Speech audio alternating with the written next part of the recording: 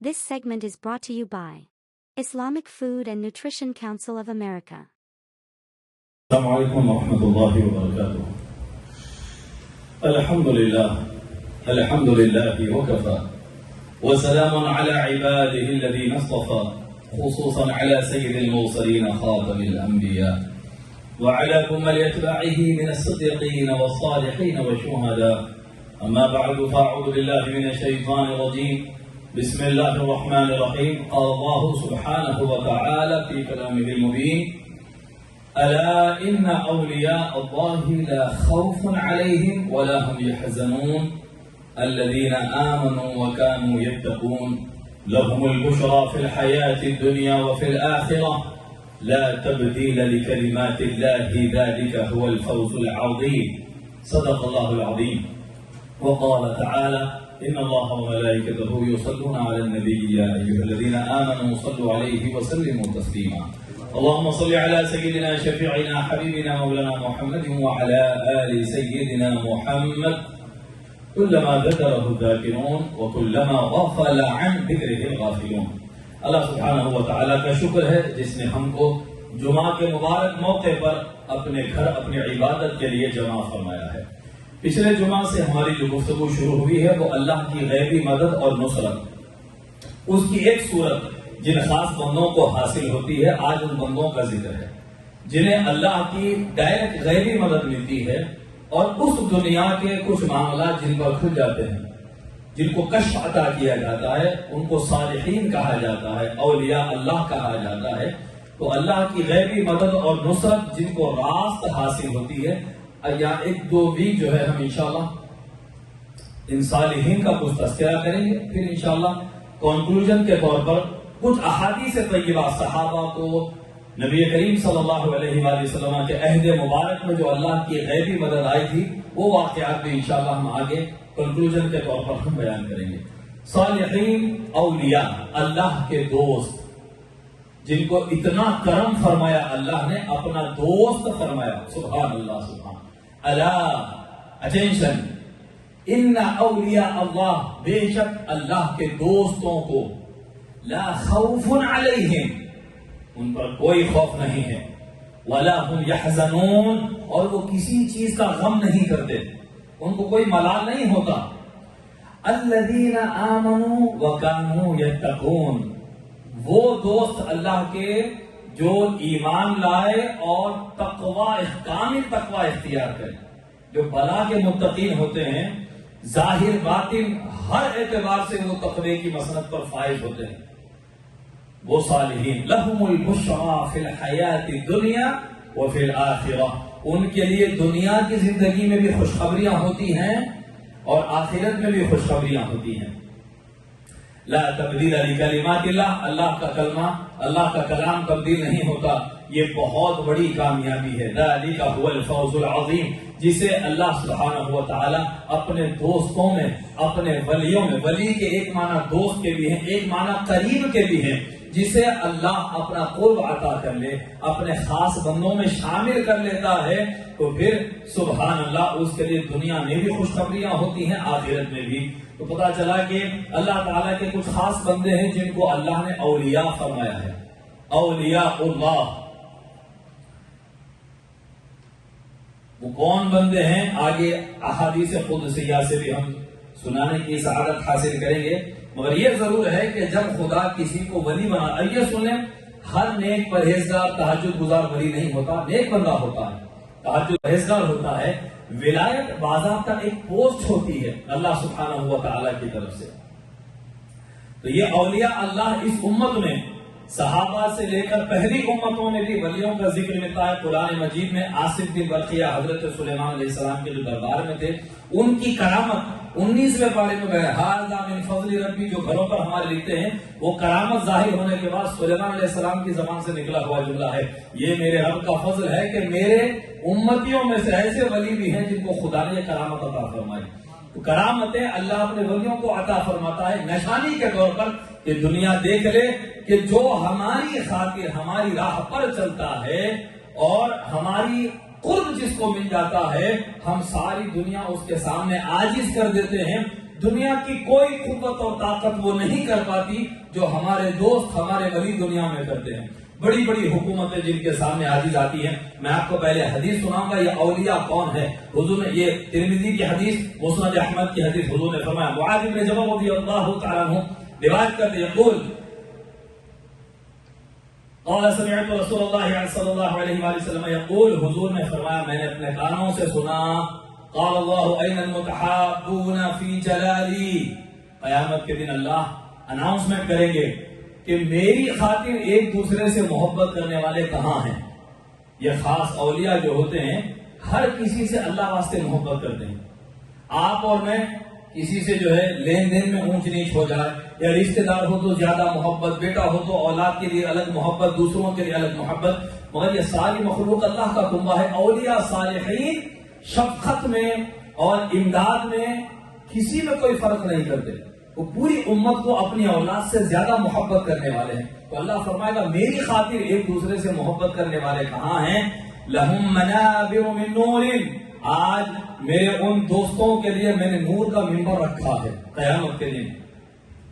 یغبطہم النبیون والشہداء، تو اس دن ولیوں کو نور کے منبروں پر اونچے مقام پر دیکھ کر انبیاء اور شہداء رشک کریں گے، امپریس ہو جائیں گے. کیا پوزیشن، کیا مقام ان کو ملا ہے آج قیامت کے دن. وہ نہ تو نبی ہیں نہ شہید ہیں، مگر وہ اولیاء ہیں، صالحین ہیں، اللہ کے نیک بندے ہیں، تقوی میں اعلیٰ معیار رکھنے والے ہیں. اور ایک مقام پر حضور نے فرمایا، حضرت عمر رضی اللہ تعالیٰ عنہ اس حدیث کے راوی ہیں، عن عمر بن الخطاب رضی اللہ تعالیٰ عنہ قال قال النبي صلى الله عليه وآله وسلم إن من عباد الله لأناسا ما هم بأنبياء ولا شهداء يغبطهم الأنبياء والشهداء يوم القيامة بمكانهم من الله. کہ سرکار نے فرمایا کہ کچھ بندے وہ ہیں، اللہ کے بندوں میں کچھ لوگ وہ ہیں جو نہ نبی ہیں نہ شہید ہیں، مگر ان کے مقام اور ان کے سٹیٹس پر نبی اور شہید، انبیاء شہداء بھی رشک کرتے ہیں جو اللہ کے پاس ان کا مقام ہے. قیامت کے دن رشک کریں گے. قالوا یا رسول اللہ تخبرنا من ہم، صحابہ نے کہا یا رسول اللہ ہم کو بتائیے وہ کون بندے ہیں. پتا چلا کہ یہ وہ بندے ہیں جن کا تعارف لینے صحابہ بھی ایکسائٹڈ ہے. صحابہ بڑے مرتبے والے ہیں امت میں، باوجود اس کے وہ بھی امپریس ہو چکے ہیں. یہ کون سے بندے ہیں یا رسول اللہ، ہم کو بتائیے. قال هم قوم تحابوا بروح الله غير حام ولا اموال يتعاطونها، یہ وہ بندے ہوں گے جو صرف اللہ کے لیے ایک دوسرے سے محبت کریں گے، نہ کہ رشتہ داریوں کی وجہ سے یا مالی لین دین کی وجہ سے محبت نہیں کریں گے، صرف اللہ کے لیے کریں گے. واللہ ان وجوہہم لنور وانہم لعلی نور، خدا کی قسم ان کے چہرے کے دن اور نور کے ممبر اسٹیجز پر ہوں گے وہ لوگ. لا یخافون الا خاف الناس، سارے لوگ خوف زدہ ہوں گے قیامت کے دن.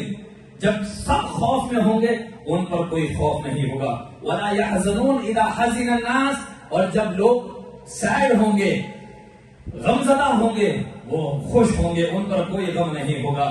وقرأ هذه الآية، پھر حضور نے یہ آیت تلاوت فرمائی، الا ان اولیاء اللہ لا خوف علیہم ولا هم يحزنون.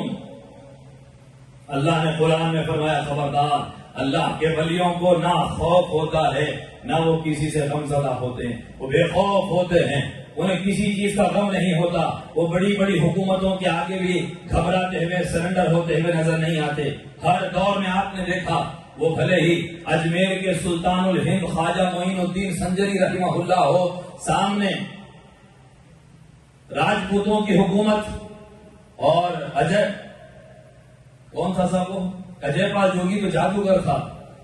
تو اس وقت جو اجمیر انڈیا کا کیپٹل تھا، دارالحکومت تھا، پرتھوی راج چوہان کچھ نہیں کر سکا. شیخ عبد القادر جیلانی بغداد میں وقت کا خلیفہ عباسی مقتدر باللہ جو نام تھا اس کا، وہ آ کر بیٹھا ہے.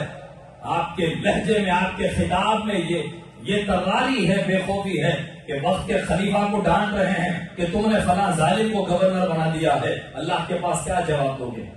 اولیاء صالحین کبھی کسی کے دام میں نہیں آنے والے. بادشاہ حکمران بڑی بڑی طاقتیں ان کے آگے سرنگوں نظر آتی ہیں. میدان کرب و بلا بے خوفی اور خدا ترسی کا ایک آئینہ ہے ہماری نگاہوں کے سامنے. جہاں وقت کا بڑے سے بڑا سورما خوف زدہ ہو جائے، حسین ابن علی بے خوف و خطر، پورا کنبہ کٹ رہا ہے مگر نہ چہرے پر خوف ہے نہ دل میں ملال ہے. جو جا رہا ہے خدا کے پاس جا رہا ہے. غم اس بات کا نہیں ہے کہ دنیا چھوٹ رہی ہے، صرف اس بات کا ہے کہ نانا کا کلمہ پڑھ کر ان کی آل پر ظلم کیا گیا. تو حضرات محترم، اولیاء اللہ بے خوف ہوتے ہیں. آپ اور میں ڈرتے ہیں اس بات سے کہ کہیں کوئی بری بیماری ڈائگنوس نہ ہو جائے، کل مجھے بلاوا نہ آ جائے. موت کا خوف ہے ہم میں سے اکثر کو، مگر وہ صالحین جب بلاوا آتا ہے لبیک کہہ کر خوشی سے حاضر ہونے والے ہوتے ہیں. ان کا یہ دنیا سے بے رغبت بندے ہوتے ہیں. ان کی راتیں کچھ آرام ملتے ہی خدا کی یاد میں بسر ہونے والی ہوتی ہیں. ہمارے پاس تہجد نفل ہے، ولیوں کے پاس تہجد فرض ہوتی ہے. وہ ایک دن بھی تہجد قضا ہو جائے، مس ہو جائے، وہ دن بھر صدقہ کرتے ہیں، استغفار کرتے ہیں. اگر ہماری فجر ترک ہو جائے، ہم اٹھ کر قضا کر لیں، دل میں کوئی ملال نہ ہو، مگر ان کی فجر قضا ہو جائے، دن بھر کھانا نہیں کھاتے، روتے رہتے ہیں. وہ صالحین، کتنے صالحین کے واقعات ملتے ہیں. اتنا روئے فجر قضا ہونے کے بعد دروازے بند کر کے کئی دنوں تک روتے رہے، ملال کرتے رہے. حالانکہ شریعت میں اجازت ہے، سرکار کی بھی نماز قضا ہوئی ہے تاکہ امت کو قضا ادا کرنے کا سلیقہ ملے. سارے صحابہ اور سفر میں تھے، سب کو اونگ آ گئی. بلال حبشی سے حضور نے پوچھا ہے بلال قضا کیوں نہیں دی؟ بولے یا رسول اللہ مجھ پر بھی وہی چیز غالب آ گئی جو آپ سب پر آ گئی تھی. حضور کی بھی نماز قضا ہوئی، اٹھے پھر سب باجماعت قضا ادا کر لیے. باوجود اس کے سنت میں ہے، حضور نے فرمایا مجھے بھول دی گئی اللہ کی طرف سے تاکہ تم کو سبق ملے، تاکہ جب تم سے بھول ہو جائے، غلطی ہو جائے تو پھر اس کا اعادہ کیسا کرنا ہے، اس کی اصلاح کیسی کرنی ہے. نبی کا سہو کا مطلب امت کی تعلیم ہے. وہاں پر انبیاء خطا سے پاک ہوتے ہیں. تو یہ تو سرکار سے بھی سنت ہے، مگر باوجود وہ اتباع سنت میں، فرض کی ادائیگی میں، اللہ کی محبت میں اتنے فنا ہوتے ہیں. ایک فرض اگر ہو جائے تو اتنا ملال، اتنے وہ آہوزاری کرتے ہیں، اللہ کی طرف سے کئی سالوں کی عبادت کا ثواب ان کو عطا کر دیا جاتا ہے. ابلیس بھی حیران ہو جاتا ہے. یہ ساری ہی نیک لوگوں کی باتیں کر رہا ہوں. آپ اور میں اگر یہ سمجھیں اولیاء اللہ وہ ہے جو قبروں میں چلے گئے، جن کی گنبدیں بن گئی، اب کوئی دنیا میں ولی نہیں ہے، ایسا سوچنا کم علمی ہے. ہر دور میں نیک صالحین اولیاء ہوتے ہیں. دنیا دار دنیا میں مصروف رہتے ہیں، ان کو تلاش کرنے والے پہنچ جاتے ہیں. اگر کسی پیشنٹ کو پتا چلے کہ تمہاری جڑی بوٹی جس سے تمہارا علاج ہو سکتا ہے وہ تھائی لینڈ میں ہے، اس سے تمہاری بیماری کا علاج ہوگا، وہ ٹکٹ بک کرا کر ایک جڑی بوٹی ایک دوا کے لیے وہاں جائے گا، اس سے میری زندگی بچ سکتی ہے. دنیا کے لیے ہم اتنا کریں، ہم پر کوئی ملال نہیں ہوگا.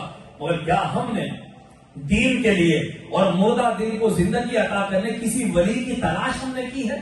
اللہ نے موسیٰ علیہ السلام کو سورۃ الکہف میں واقع خضر علیہ السلام کے پاس بھیجا، جاؤ خضر سے ملو، وہ ایک ولی ہیں. ان کے پاس ہم نے کیا روحانی قوتیں، کیا علم رکھا ہے، سیکھو. حضرت موسیٰ سفر کر کے حضرت خضر کے پاس گئے، سارا واقعہ ہے. تو نبیوں کی سنت ہے اولیاء کے پاس جانا، ان کے ساتھ رہنا. اللہ نے ان کو کیا عطا کیا؟ وہ اللہ کے کچھ خاص ایسے بندے ہیں جن کی صحبتوں میں ہمارا ایمان تازہ ہو جاتا ہے. حضرات محترم، آج بھی یہ ہماری کم علمی ہے.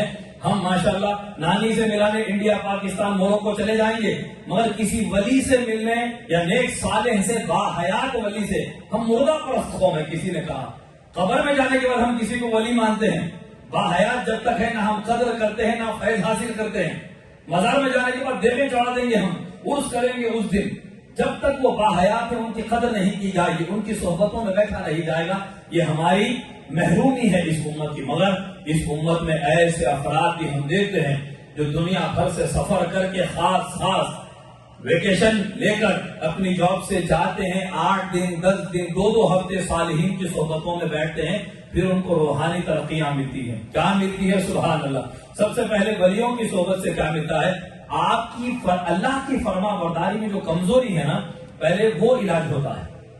صالحین کی صحبتوں میں ہمارا تزکیہ ہو کر ہم کو تقوی کی مسند پر فائز کیا جاتا ہے. ان کے وظائف اورات سے شیاطین نفس کشی ختم ہونے لگتی ہے اور روحانیت طاقتور ہونے لگتی ہے.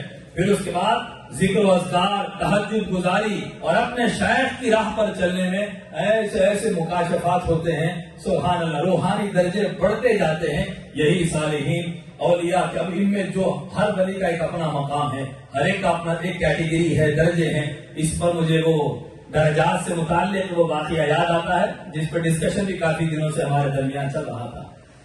کبھی ایسا بھی ہوتا ہے صالح اولیاء جن کی صحبت میں آپ رہتے ہیں وہ آپ کی تربیت کرتے کرتے کبھی دوسرے شہر کے پاس بھی بھیجتے ہیں. آج طریقت کے نام پہ بہت سارے ماشاءاللہ ریئل اور فیک مسائل بھی بہت ہیں. نہیں بابا بس ہمارے پاس آنا، کہیں اور نہیں جانا، انہوں صحیح نہیں، انہوں صحیح نہیں، چاہے مدارس میں ہو، مساجد میں ہو، خانقاہوں میں ہو. ریئل اور فیک تو دنیا میں سب آ چکا ہے.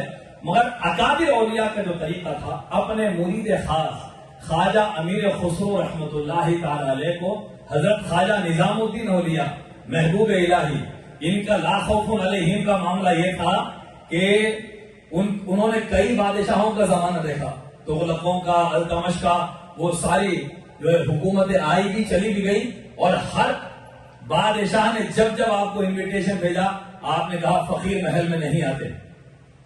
بادشاہ لکھ کر بھیجتا ہے کہ بادشاہ قدم بوسی کے لیے آنا چاہتا ہے آپ کے پاس، اور پوچھا خسرو کیا ڈھونڈ رہے ہو؟ فرمایا کہ یا رسول اللہ میں اپنے شیخ نظام الدین محبوب الہی کو دیکھ رہا ہوں. تو حضور نے فرمایا کہ یہاں نہیں، اوپر کی کچہری میں جاؤ، وہاں بھی ایک کچہری ہے. اوپر کی کچہری میں گئے، وہاں بھی حضور تشریف فرمایا، اور زیادہ چمکتے ہوئے چہرے، بڑے مقام کے اولیاء ہے. وہاں دیکھا، پوچھا خسرو کیا دیکھ رہے؟ فرمایا نظام الدین اولیاء کو دیکھ رہا ہوں. یہاں نہیں، اور اوپر جاؤ. پھر تیسری منزل پر گئے، وہاں بھی حضور جلوہ فرما ہے. ہائے ہائے، وہ ہر عالم کی رحمت ہے، کسی عالم میں رہ جاتے، یہ ان کی مہربانی ہے کہ یہ عالم پسند آیا. خدا کی رحمت ہر جگہ موجود، ہر منزل پر حضور ہے، اور ہر منزل پر اور زیادہ چمکتے ہوئے چہرے اور بڑے مقام کے اولیاء ہے. تیسری منزل پر گئے، وہاں نہ ملے. چوتھی منزل، چھٹی منزل، ساتویں منزل پر گئے، فرمایا یہ آخری منزل ہے، اوپر جاؤ وہاں ملیں گے. وہاں بھی دیکھا تو شیخ دوسرے چہرے ہیں، مگر آپ کے شیخ نظام الدین اولیاء نظر نہ آئے. سرکار نے فرمایا خسرو کیا ڈھونڈ رہے ہو؟ وہاں بھی وہی سوال. کہا یا رسول اللہ اپنے پیر محبوب الہی کو دیکھ رہا ہوں. تو سرکار نے سامنے فرمایا نظام الدین حجاب ہٹاؤ، تمہارا مرید تلاش کر رہا ہے. تو آپ نے جب حجاب کو ہٹایا تو پھر اس مرید پر اپنے شیخ کا مقام نظر آیا کہ سب سے اونچی منزل پر حضور کے قدموں کے سامنے محبوب الہی تشریف فرما ہے. اور بازو فرمایا آپ بھی اپنا نقاب ہٹائیں. بازو والوں نے بھی جب حجاب ہٹایا تو شیخ عبد القادر وہاں تشریف فرما ہے. سبحان اللہ. اس مقام پر جب خواجہ امیر خسرو نے دیکھا کہ اولیاء کے یہ مقامات ہیں اور ان کے شیخ نظام الدین محبوب الہی سلطان المشائخ سب سے اونچی منزل پر شیخ عبد القادر کی مجلس میں سرکار مدینہ کے ساتھ جلوہ فرما ہے. جب یہ دیکھے تو لپک رہے تھے اپنے شیخ سے ملاقات کے لیے، دوڑتے جا رہے تھے. ابو علی شاہ قلندر نے ہاتھ ہٹا لیا تو پھر وہ یہیں دنیا کی محفل میں آ گئے. اس کے بعد رقص کرتے ہوئے، وجد کرتے ہوئے اپنے شیخ کی بارگاہ میں گئے اور وہ کلام لکھا جو آج بھی کئی صدیوں سے ہر خانقاہ میں پڑھا جاتا ہے. نمی دانم چه منزل بود شب جائے کہ من بودم، باہر سو رقص سے مسمل بود شب جائے کہ من بودم. میں نہیں جانتا وہ کون سی منزل تھی جہاں میں رات کو تھا. ہر کسی کو کٹے ہوئے مرغ کی طرح رقص کرتا ہوا میں دیکھ رہا تھا. ہر کوئی رقص کر رہا تھا سرکار کی شمع کے سامنے. شمع رسالت کا پروانہ بن کر ہر کوئی جھوم رہا تھا. خدا خود میر مجلس بود اندر لامکاں خسرو، محمد شمع محفل بود شب جائے کہ من بودم. یہ آج بھی اتنا مقبول کلام ہے. وہ خواجہ امیر خسرو کے روحانی کشف اور ان کے شیخ کے مقام کے ظاہر ہونے پر انہوں نے اس کلام کو نظم کیا جو آج بھی صوفیوں میں بڑا مقبول ہے.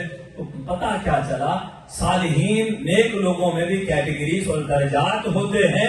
تو جو جتنے زیادہ امتحان سے گزرتا ہے یا جس پر زیادہ فضل ہوتا ہے اللہ اس کو اتنی اعلیٰ منزل عطا کرتا ہے. مقصود بیان یہ صالحین کو تلاش کرنا، یہ اللہ کا وسیلہ ہے. وابتغوا الیہ الوسیلہ، نیکوں کی صحبت میں رہنا، دنیا ضرورت کے مطابق کمانا، دین میں اسٹرگل کرنا، کوششیں کرنا، تقویٰ میں کوشش کرنا. صالحین کی صحبتوں میں رہنا، پھر اس سے آپ کی ذات اور روحانیت کو جب فائدہ ہوگا تو پھر آپ سے نسلیں سنورے گی اور کئی لوگوں کا مستقبل سنورے گا. اللہ تعالیٰ کہنے والوں کو، سننے والوں کو عمل کی توفیق عطا فرمائے. وصلی اللہ تعالیٰ علی خیر خلقہ سیدنا محمد وآلہ وصحبہ اجمعین والحمد للہ رب العالمین.